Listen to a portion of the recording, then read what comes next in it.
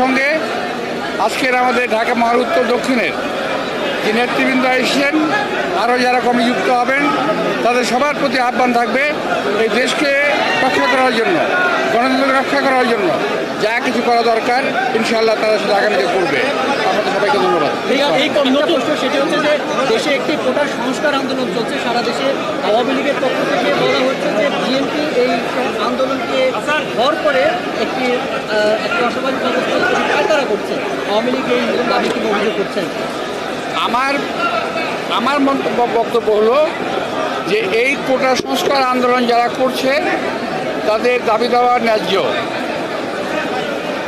সুতরাং বিএনপি এর সঙ্গে আছে এই কথা বলে আসল বিষয়টাকে ধামাচাপা দেওয়ার চেষ্টা করার কোনো প্রয়োজন আছে বলে আমি মনে করি না।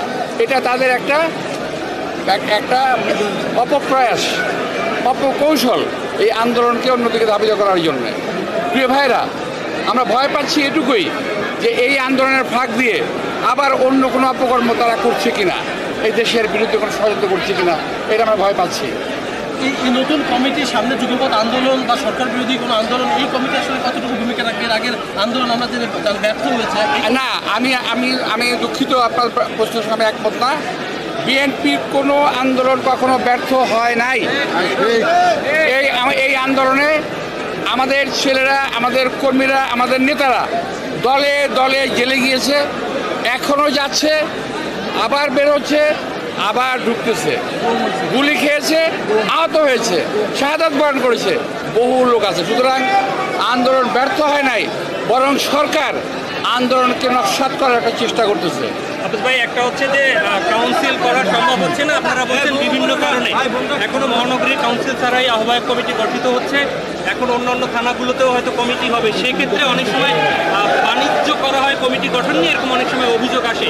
এবার আসলে কিসের ভিত্তিতে বাকি কমিটিগুলো আপনাদের ঘোষণা হবে?